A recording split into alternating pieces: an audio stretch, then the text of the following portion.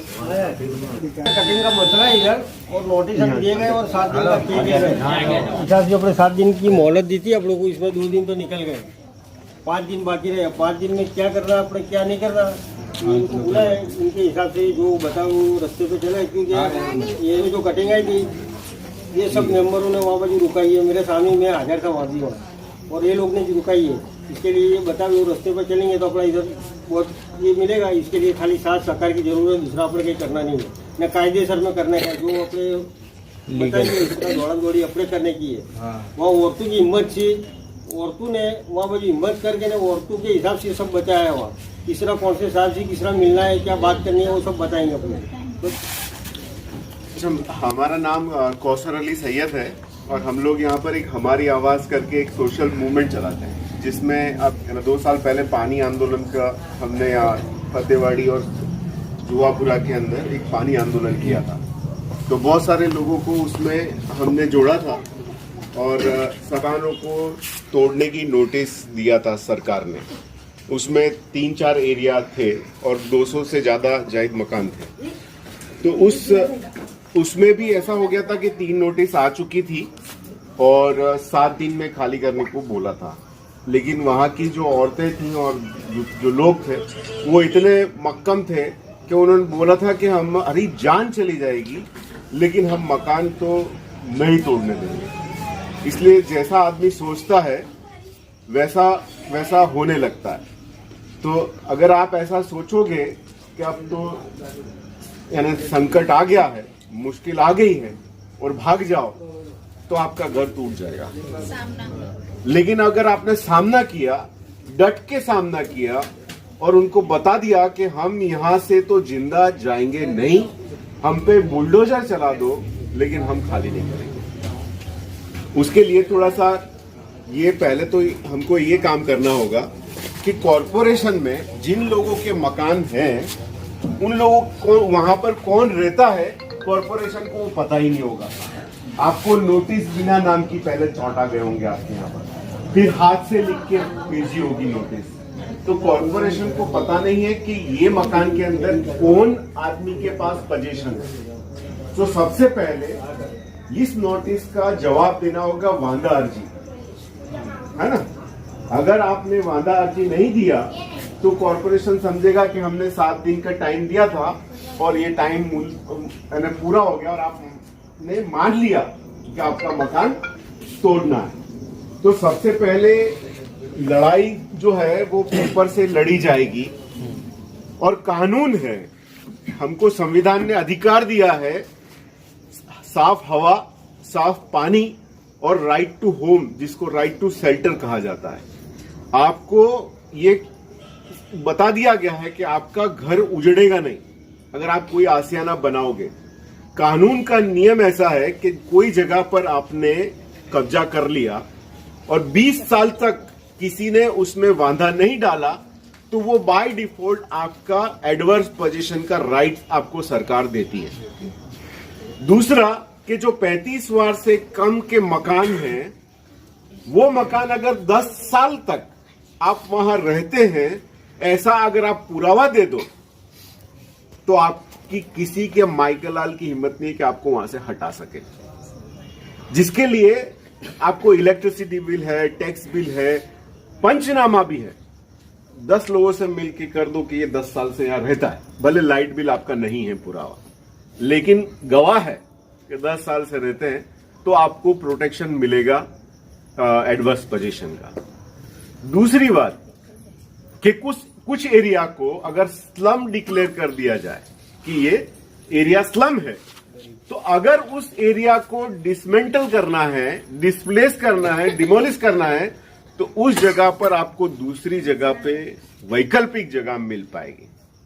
तो आपको तो ऐसा सोचना है कि हमको यहां से हटना नहीं है, लेकिन बाय डिफॉल्ट विकास के काम के लिए अगर कोई जगह अलोकेट करी है और वो खाली करनी है तो आपको वो जगह पर वैकल्पिक जगह मिलने का आपको अधिकार है।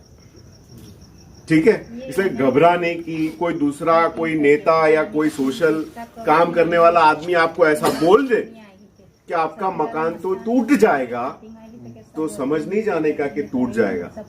उन लोगों के मतलब होते हैं। आपकी बस्ती उजड़ जाए तो आसपास में बड़े फ्लैट और बंगलों की स्कीम बनेगी और वो पैसे वाले लोगों को फायदा कराना होता है। इसलिए गरीब लोगों को उजाड़ने में तो बिल्डर, 2 नंबर ये वाले नेता, ये सब चाहेंगे कि ये गरीब बस्ती हट जाए और हमारा एरिया जो 50 लाख का मकान है वो 1 करोड़ का या 1.5 करोड़ का हो जाए। तो उनको फायदा कराने के लिए आपको ये मकान खाली नहीं कराना है ना। 2-3 चीजें होती हैं। अभी ये तो मैं आपका जो एरिया है, इन्होंने 7 बार का उतारा मेरे को दिया था, लेकिन मेरे को टाइम नहीं मिल पाया, तो 7 बार का उतारा मैं जान नहीं सका हूं अभी। लेकिन फतेहवाड़ी की मैक्सिमम जो जमीन है वो सुएज ट्रीटमेंट प्लांट के लिए रिजर्व करी गई थी।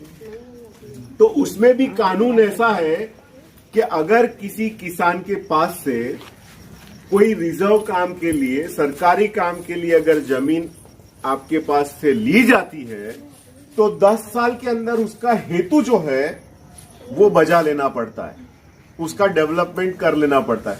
अगर वो नहीं करते हैं तो किसान को वो जगह वापस मिलती है।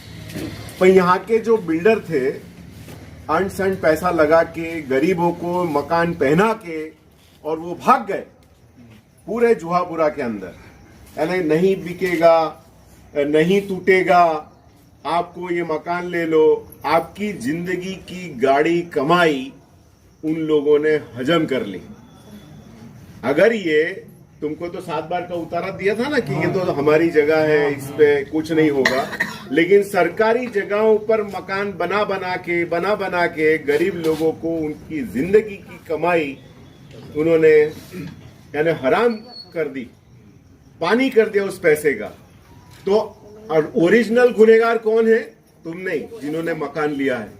तुमने तो सपना देखा था ना, और इन बिल्डरों ने तुमको सपना दिखाया, और सपना सरकारी जमीन पे मकान बनाकर सपना दिखाया, और अभी आपको जवाब नहीं दे रहे ना? क्या बोल रहे हैं अभी? और नंबर उनका ये बता रहे कि नंबर सेवा में नहीं है। हाँ, तो ये खेल गरीबों को चूसने के लिए ये सारे लोग खेल करते हैं। लेकिन अब आप इसमें फंस गए हो तो अब इसमें से निकलना भी आपको ही है ना। कॉरपोरेशन के जो अधिकारी हैं, कमिश्नर, उसने पिछले टाइम में 2.5 लाख पैसे वाले दौलतमंद धन पशुओं की जमीनों को लीगल कर दिया। उन्होंने भी कब्जा करके मकान बनाए और फिर इम्पैक्ट फी के नाम पर उन्होंने वो अपना लीगलाइज कर दिया। तो तुम लोग इस देश के नागरिक हो ना, तो तुम्हारे को इम्पैक्ट फी भरने का अधिकार क्यों नहीं है? सवाल तो बनता है ना। इसलिए अब हमको 2 तरीके से बात करनी है। एक तो आप आंदोलन करोगे आपकी लड़ाई का, अगर वो लड़ाई कैसे लड़ी जाती है तो आप सफी लाला मस्तान की जो औरतें हैं उनके पास चले जाना। आज वो आने वाले थे, मैंने मना किया ठंडी है तो अभी मत आओ। तुम दोपहर में वक्त मिलके तुम लोग 5-6 औरतें और 5-6 मर्द इस आंदोलन के मुखिया बन जाओ, लीडर। हम तो आएंगे नहीं, हम आपको सलाह देंगे कि आपका मकान कैसे बच सकता है। हमारा तो कुछ लूटने वाला नहीं है, लूटने वाला तो आपका है। जो आपने 5 लाख 10 लाख जो मेहनत करके कमाए थे वो डूबाने तो है नहीं आपको। तो आप 5 औरत और 5 मर्द अलग से बना ले टीम। मैं बोलूं उस तरह से आपको एक डॉक्यूमेंट फाइल हर घर की बनानी है। उसमें क्या क्या रखना है, उस घर में कितने लोग रहते हैं, तो वो कैसे हो जाएगा। उनके पास तो डॉक्यूमेंट होंगे, मैं फॉर्मेट भेज दूंगा आप लोगों को। कोई पढ़े लिखे लड़के हैं वो मेरे साथ में आ जाए, लड़का या लड़की, वो मैं उनको इसके बाद समझा दूंगा। अभी एड्रेस करने के टाइम पे मैं आपको बता नहीं रहा कैसे करना है। उस घर में कितने मर्द रहते हैं और कितनी औरतें रहती हैं, कितने बूढ़े रहते हैं, सीनियर सिटीजन 58 साल के ऊपर के, उनकी कहाँ दवाई चलती है, यहाँ हॉस्पिटल में चलती हो कि नहीं, कहा, और कितनी औरतें या मर्द सीनियर सिटीजन है उनकी दवाएं चलती हैं, कितने बच्चे हैं जिनकी पढ़ाई चलती है स्कूल में। समझ रहे हो ना मैं क्या क्यों बोल रहा हूँ।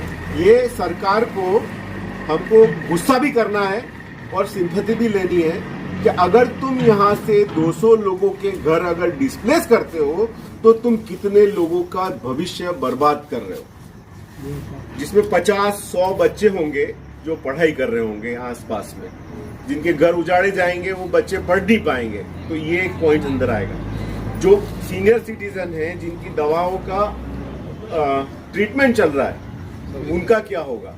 इसलिए जो निराश्रित, जो कमाई नहीं करते, उस घर के अंदर कमाने वाला एक है और रहने वाले 8 है, तो वो 8 लोग जो डिपेंडेंट है उनकी डिटेल बनानी है। फॉर्मेट में दे दूंगा कि वो 7 बार से मेरे को पता नहीं चला कौन सी टाउन प्लानिंग है, क्या सर्वे नंबर है, टाउन प्लानिंग में ये जगह किसके लिए सरकार ने, तो पहले ऑर्डर थी, अब कॉरपोरेशन को ये जमीन दी गई है। लेकिन पॉइंट ये है कि ये सुवेज ट्रीटमेंट प्लांट के लिए दी गई जगह 10 साल में नहीं बना तो ये किसान वापस ले सकता है। इसलिए आप लोग एडवर्स पोजीशन के बिल्कुल नजदीक हो। फाइल ऐसे बनानी है कि जो 10 साल पुराने, 10 साल से ज्यादा के लोग जो यहाँ रहते हैं, जिनका 35 वार से कम का मकान है, उनकी फाइल आगे रखनी है और पूरा फॉर्मेट कंप्लीट बनाना है और उस फाइल को हमको कमिश्नर को भेजना है। तो हमारा सबसे बड़ा जो काम है, पहले ये फॉर्मेट बना देना 7 दिन से पहले, है ना? हाँ, 7 दिन से पहले आपकी वांदा अर्जी वहां पहुंच जानी चाहिए। उससे क्या होगा कि उनको रुकना पड़ेगा, आपकी वांदा अर्जी का जवाब देना पड़ेगा। सीएमओ ऑफिस से जवाब जाएगा कमिश्नर के पास कि भाई ये क्या है, तो वो रुकेंगे, तुम्हारे को वक्त मिलेगा। अगर फिर भी अगर ये डटे रहे तोड़ने के लिए, तो हम वैकल्पिक जगह की बात करेंगे, और फिर अगर बहुत हो गया तो एडवोकेट रख के स्टे लेंगे। सो ये लीगल तरीका हुआ कि हम हमारे को बचाने के लिए टाइम कैसे ले चाहिए हमको। नहीं तो 7 दिन में आके चले जाएंगे आप, अगर कुछ नहीं करोगे तो इससे आपको थोड़ा टाइम मिलेगा। दूसरी लड़ाई सड़क की होगी। जितने एरिया में ये मुश्किल तो बहुत सारे लोगों की है, आप अकेले की तो है नहीं। फतेहवाड़ी में सारे मकान ऐसे हैं कि दबंग लोगों ने मिलके सरकारी जगह पे मकान बना दिए और आपको लूट लिया और आपको छोड़ दिया। तो आने वाले दिन में ये सारे लोगों के मकान टूटने वाले हैं। इसमें मिली भगत किसकी होती है? आपके जनप्रतिनिधि, यहाँ का बिल्डर, यहाँ का 2 नंबर का धंधा करने वाला, और यहाँ की पुलिस और कॉरपोरेशन के अधिकारी। ये 5 लोगों का कॉकटेल होता है गरीब जनता को लूटने के लिए। इसीलिए आप जब यहाँ के लोकल नेताओं के पास जाते हो तो वो क्या बोलते हैं? ये तो टूटत जाने वाला है। सबको बोला ना टूटत जाने वाला है। वो इसलिए कि पहले तो उन्होंने उन लोगों से पैसा ले लिया मकान बनाने के टाइम पे उस बिल्डर के पास से। अब वो मकान टूट जाएगा, वहां कोई दूसरा बनाने आएगा तो उससे भी ये उगाई करेंगे। तो ये लोग कभी भी जब गरीब आदमी के ऊपर मुश्किल आती है तो ये भाग जाते हैं। अब वो मुश्किल हट जाती है तो तब आपके पास आ जाते हैं कि ये तो हमने किया। ये हमारा एक्सपीरियंस है। हमने जितनी लड़ाई लड़ी, वो सारे लोग आके अपने जनप्रतिनिधि के पास रोए रगड़े और उन्होंने ना कह दिया, और फिर बाद में हमारे पास लोग आए, हमने वो काम कराया, रुक गया, बाद में वो क्या बोलते जाके ये तो हमने कराया। हमको कोई प्रॉब्लम नहीं उससे, लेकिन गरीब जनता को छेतरने का काम बंद करो। बराबर? तुमने बहुत कर लिया, अब नहीं चलेगा। 2.5 लाख लोग जब इम्पैक्ट फी दे के लीगल हो सकते हैं तो हम 5 लाख के मकान वाले भी हो सकते हैं ना? जिन्होंने 1-1 करोड़, 2-2 करोड़, 5-5 करोड़ रुपया लगा के सरकारी लोगों को घूस दिया, हमारे पास वो डिटेल भी है, हम आपको दे देंगे। जो सरकारी अधिकारियों ने, मेयर ने, कांग्रेस बीजेपी के लोगों ने मिलकर जो भ्रष्टाचार किया है, उसकी डिटेल भी हमारे पास में है। जब तोड़ने आए तो सबके नीचे रेला तुम्हारे डालना है। वो रेला जाएगा तो तुम्हारा ऑटोमेटिक बचने लगेगा। 4-5 चीजें होती हैं आपका मकान तोड़ने की साजिश कैसे होती है। या तो कोई मकान लीगली आपके एरिया में बना रहा हो, किसी ने जमीन खरीद ली और वो बना रहा है, तो वो क्या चाहेगा कि ये सारी कचरा यहां से हटे और मेरा माल बिके महंगे में। दूसरा कि उसके कौन से जनप्रतिनिधि के साथ में उसके रिलेशन है जो आपको यहां से हटाना चाहता है। और तीसरा बात कि आपको जो लड़ाई लड़नी है सड़क पे, तो आवेदन पत्र देना है। ये साथ में पेपर करने के बाद आवेदन पत्र भी देना है, धरना भी करना है, नेताओं के घर पे जाके हल्ला भी करना है, तभी तो बचेगा। उनको डर लगना चाहिए आपसे कि आप लोग मारेंगे नहीं, लेकिन ऐसा कर देंगे कि मारने से भी बुरा है। किसी आदमी को, कमिश्नर को, जो कॉर्पोरेशन में बैठता है दानापुर में, और दूसरा कमिश्नर बैठता है आपका इधर वेस्ट जोन में, उसकी ऑफिस में 25-50 लोग जाके बैठ जाएंगे तो वो डरने लगेगा कि ये क्या हो गया। अगर आपके पास बड़जबरी करने लगेगा तो अखबार में आएगा। प्रेशर इतना कर देना है उसको कि वो इधर आने की जरूरत ही नहीं करे। और जरूरत क्यों करे भाई? तुम्हारा हराम का पैसा था क्या? तुमने जो लगाया वो कि चला जाए तो जाने देना है, कि तुम्हारे पास और माल पड़ा है कि दूसरा घर ले लेंगे, तो क्या तुम घर छोड़ना चाहते हो? लड़ना चाहते हो कि नहीं? कैसे लड़ोगे? मैंने बता दिया, ऐसे लड़ोगे? टूटोगे तो नहीं, किसी के बहकावे में भी नहीं आओगे ना। ठीक है, इंशाल्लाह। मैं और सारी चीजें हैं जो हमारे दोस्त हैं, जो हमको इम्तियाज भाई ने यहाँ बुलाया, और दूसरे ये भाई जो पढ़े लिखे हैं, उनको हम ये डॉक्यूमेंट दे देते हैं, और आपका घर इंशाल्लाह हमारे होते हुए यहाँ तो नहीं टूटने देंगे। ठीक है, आप लड़ने के लिए तैयार हैं तो हम इस मकान को बचा लेंगे, जितने भी हैं मकान। ठीक है, और आपकी कोई सवाल हो, ये औरतें काम कर सकती